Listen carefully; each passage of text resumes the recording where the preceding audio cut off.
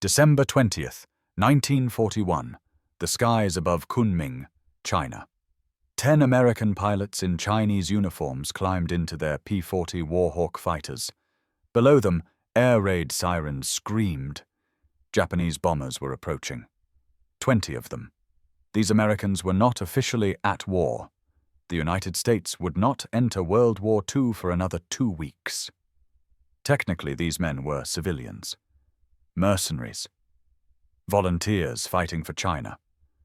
But what happened in the next 30 minutes would prove that sometimes the best warriors are the ones who choose to fight. By the time the smoke cleared, those 10 American pilots had destroyed 20 Japanese bombers without losing a single aircraft. This is the story of the American Volunteer Group. The Flying Tigers. The mercenary air force that saved China before America even entered the war. And how one man's radical tactics turned average pilots into legends. To understand the Flying Tigers, you must first understand China in 1941. Japan had been invading China since 1937. 4 years of brutal warfare.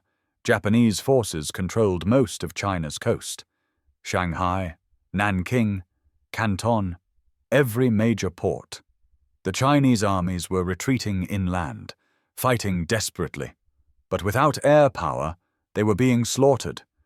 The Japanese bombed Chinese cities with impunity.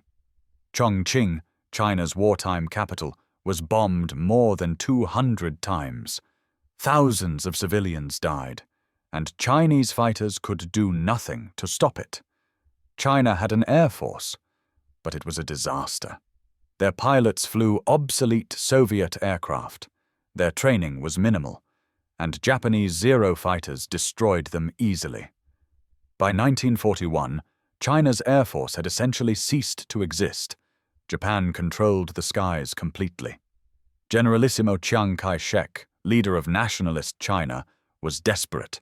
He sent urgent messages to Washington. "We need aircraft, we need pilots, we need help." But America was officially neutral. President Roosevelt could not send military forces to China. Congress would never approve it. The American public wanted no part of foreign wars. So Roosevelt did something clever. He found a loophole. He authorized a secret program.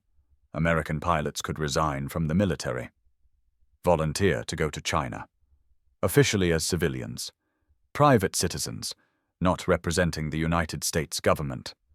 They would be paid by China. Through a front company, the Central Aircraft Manufacturing Company, based in Burma, and they would fly American aircraft, P-40 Warhawks, purchased through Lend-Lease but delivered to China. On paper, this was a private commercial venture. In reality, it was America's first combat operation against Japan. 7 months before Pearl Harbor, the man chosen to lead this operation was Chennault. He was 50 years old in 1941, a former captain in the United States Army Air Corps, retired due to deafness and conflicts with his superiors. Chennault was a fighter, tactician, obsessed with aerial combat. He had spent years developing theories about how fighters should attack bombers. His ideas were revolutionary, and the Army Air Corps had ignored them completely. Frustrated, Chennault had resigned and gone to China in 1937 as an aviation advisor. He watched Japanese bombers destroy Chinese cities, and he knew exactly how to stop them. But he needed pilots, and he needed aircraft. In the spring of 1941, Chennault traveled secretly to Washington. He met with Roosevelt's advisors. He pitched his plan. "Give me 100 fighters, give me 100 pilots, I will stop the Japanese bombing campaign, I will give China air superiority." Roosevelt approved. Quietly.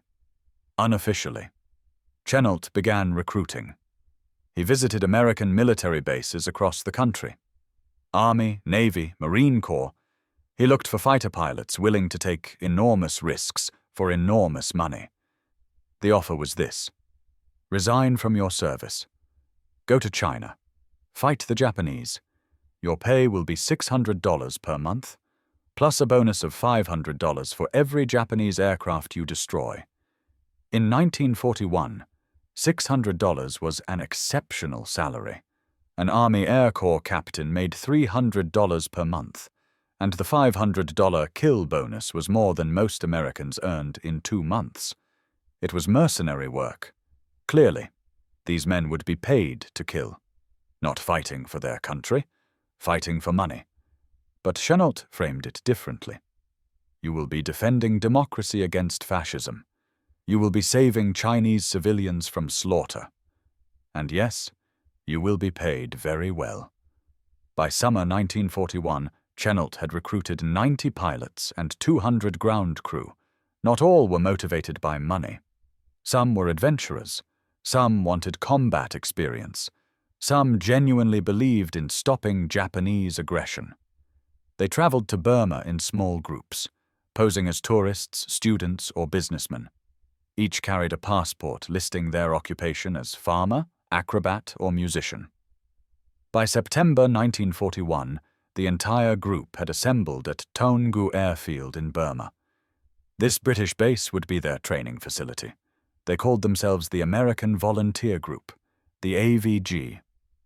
The name Flying Tigers came later, inspired by the shark-mouth nose art painted on their P-40s. Chinese civilians saw these aircraft and called them Feihu, Flying Tigers. The name stuck. The aircraft they would fly were Curtiss P-40 Warhawks, single-engine fighters, rugged, reliable, but not exceptional. The P-40 had significant weaknesses. It was slower than the Japanese Zero, less maneuverable. It could not climb as fast. In a traditional dogfight, turning and burning, the Zero would win every time. But Chennault understood something that most American tacticians did not. You do not fight the enemy's strengths. You exploit his weaknesses. The P-40 had advantages. It was heavily armored. It could dive faster than any Japanese fighter, and its 650 caliber machine guns delivered devastating firepower. Chennault built his entire tactical system around these advantages. He gathered his pilots in a sweltering hangar at Taungoo. September 1941. Monsoon season. The heat was unbearable, but every pilot attended. Chennault stood before them with a blackboard and chalk. He drew diagrams. He explained physics. He taught them how to survive. His instructions were simple and radical.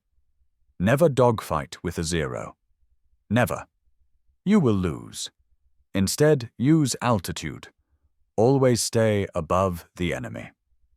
The P-40 climbs poorly, so you must start high. When you attack, dive. Use your speed. The P-40 dives faster than anything Japan has. Dive on the enemy. Fire. Keep diving. Do not turn. Do not engage. Dive away. If the enemy follows you down, he cannot catch you. If he does not follow, climb back up and repeat. This was called boom and zoom. Dive, attack, escape. Over and over. Chennault also emphasized teamwork. Always fly in pairs. Wingmen protect each other. One attacks, the other covers. Never fight alone. These tactics contradicted everything the Army Air Corps taught. American doctrine emphasized dogfighting, maneuverability, turning combat. But Chennault knew better. He had studied Japanese fighters extensively.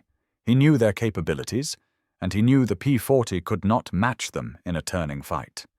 His tactics worked, but only if pilots followed them precisely. The problem was that most of his pilots were young, aggressive, and overconfident. They wanted to dogfight. They wanted to prove they were better than the enemy. Chennault had to break them of this mindset. He ran brutal training sessions, mock dogfights, over and over. Pilots who tried to turn with the simulated enemy were grounded, publicly embarrassed. "You are not here to be brave," Chennault would say. "You are here to kill the enemy and survive. Glory gets you killed. Discipline keeps you alive. Slowly, the pilots learned. By December 1941, the American volunteer group was ready. 79 operational pilots, 55 P-40 fighters, based at 3 airfields in Burma and China. And on December 7, 1941, Japan attacked Pearl Harbor. America was now at war, but the Flying Tigers had been preparing for war for months. On December 20, 1941, Japanese intelligence reported that Kunming airfield in southern China had minimal defenses. They dispatched 10 bombers escorted by 12 fighters. But Japanese intelligence was wrong. At Kunming, 10 P-40s from the Flying Tigers' 1st Pursuit Squadron were ready, waiting. The air raid warning came at noon. Japanese bombers approaching from the southeast. Altitude 12,000 feet. The Flying Tigers launched immediately, climbing hard. Chennault's tactics required altitude advantage. They needed to be above the enemy. By the time the Japanese formation reached Kunming, the P-40s were at 15,000 feet, positioned perfectly. The squadron leader was Jack Newkirk, an experienced Navy pilot. He had memorized Chennault's tactics completely. He positioned his flight in the sun. The Japanese could not see them. Then he gave the order. Attack. The P-40s dove, 600 miles per hour, screaming down on the bomber formation. The Japanese bombers were twin-engine Mitsubishi Kai-21s, heavily loaded with bombs. Slow, vulnerable. The P-40s opened fire at 400 yards. 50-caliber bullets tore through the bomber's thin aluminum skin. Engines exploded, wings shredded. 3 bombers fell from the sky in the first pass. The P-40s did not turn back. They kept diving, extending away from the fight. Then they climbed again. The Japanese escort fighters, Nakajima Kai-27s, tried to engage, but the P-40s were already gone, diving away at speeds the Japanese could not match. Within 10 minutes, the P-40s made 3 more diving attacks. Each time, more bombers fell.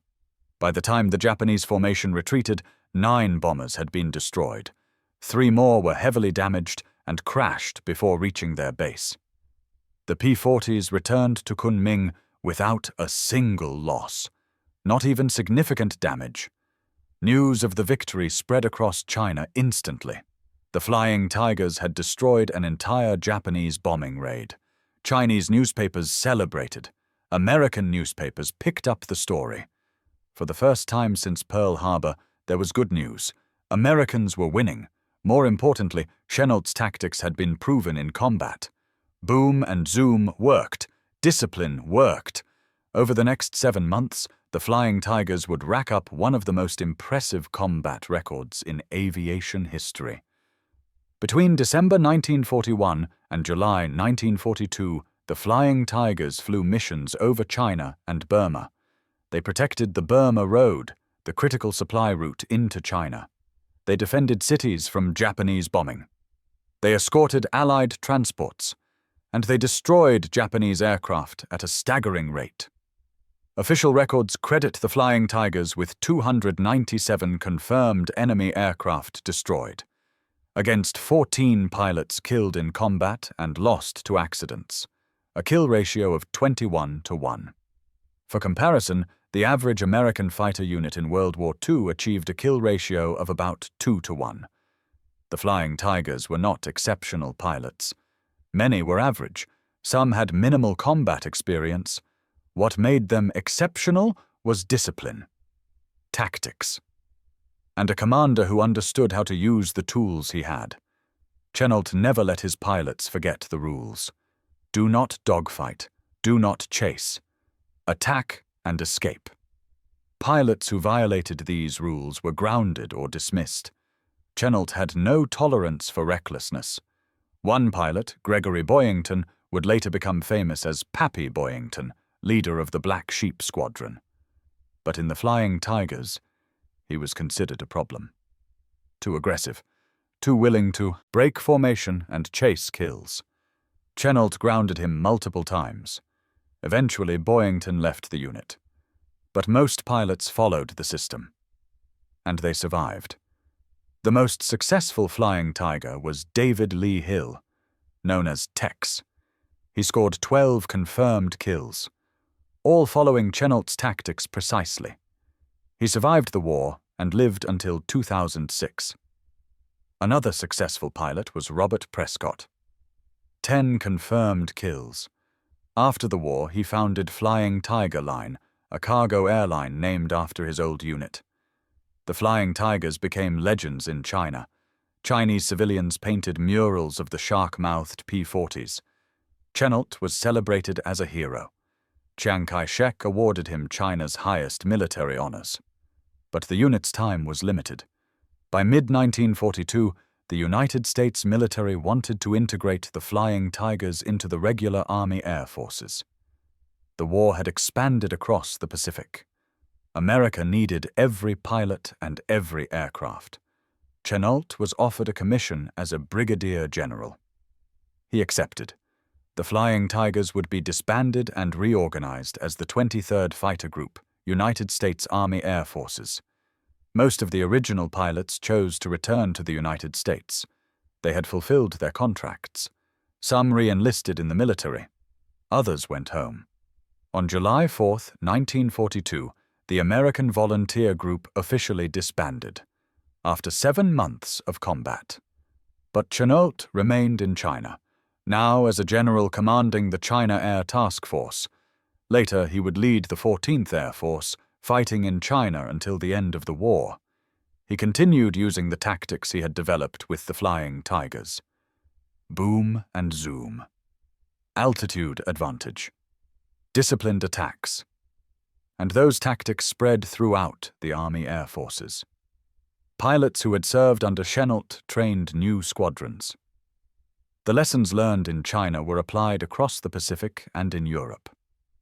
By 1944, boom and zoom had become standard American fighter doctrine, not because the Air Force officially adopted it, but because it worked. Pilots taught other pilots. Squadron commanders spread the techniques. The legacy of the Flying Tigers was not just their kill ratio. It was a fundamental shift in how Americans fought in the air. Before the Flying Tigers, American fighter tactics emphasized dogfighting, maneuverability, close-range combat. After the Flying Tigers, American tactics emphasized energy management. Speed, altitude, disciplined attacks. This change saved thousands of American lives. Pilots who followed these principles survived. Pilots who tried to dogfight with zeros died. Claire Chennault retired from the military in 1945. He returned to China briefly after the war, working as an advisor to the nationalist government during the Chinese Civil War.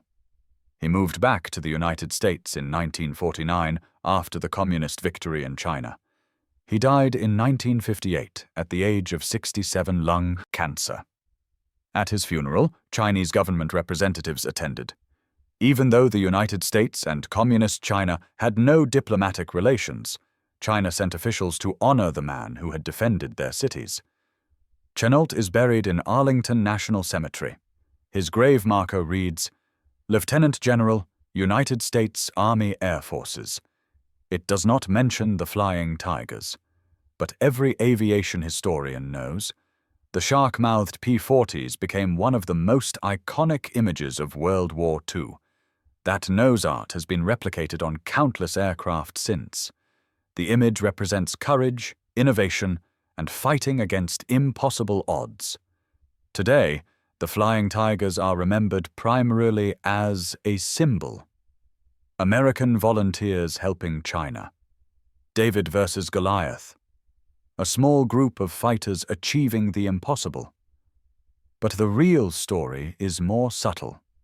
It is a story about tactics, about a commander who refused to fight the enemy's fight, who analyzed his aircraft's weaknesses and strengths and built a system around them. Chennault's genius was not in training better pilots. It was in creating a system that made average pilots effective. He understood a fundamental truth of warfare. You do not need to be better than the enemy at everything. You only need to be better at the things that matter. The P-40 was not better than the Zero, but it did not need to be. It just needed to fight differently. Modern air forces still teach this principle. Fighter tactics courses emphasize playing to your aircraft's strengths. Never fight the enemy's fight. Control the engagement. This concept, refined in the skies over China in 1941, remains foundational to air combat doctrine 80 years later. The Flying Tigers flew their last combat mission in July 1942. But their influence shaped every air battle that followed. When American pilots in P-51 Mustangs used speed and altitude to dominate German fighters over Europe, they were using Flying Tiger tactics. When Navy pilots in F-6 Hellcats refused to dogfight with Zeros and instead used diving attacks, they were using Flying Tiger tactics. When jet fighters in Korea used boom and zoom against MiG-15s, they were using Flying Tiger tactics. The shark-mouthed P-40 is gone. Most of the men who flew them are gone. Claire Chennault is gone. But the system they proved works is still here, taught to every fighter pilot, written into every tactics manual. Sometimes the greatest victories are not the battles you win. They are the lessons you teach. The Flying Tigers won battles, but more importantly, they taught America how to win a war. And that legacy matters more than any kill count. If this story of innovation and tactical brilliance resonated with you, we hope you will subscribe. The China-Burma-India theater of World War II is filled with forgotten stories like this. Stories of soldiers fighting in impossible conditions. Stories of innovation born from desperation. These men deserve to be remembered. Not just as heroes, but as problem solvers. As tacticians who refused to accept defeat. We will continue bringing you these stories, every week, from theaters of war that history has forgotten. Where are you watching from? Do you have family who served in the China-Burma-India theater? Let us know in the comments. Thank you for watching. Thank you for remembering. And thank you for ensuring that the lessons of the Flying Tigers are not lost to time.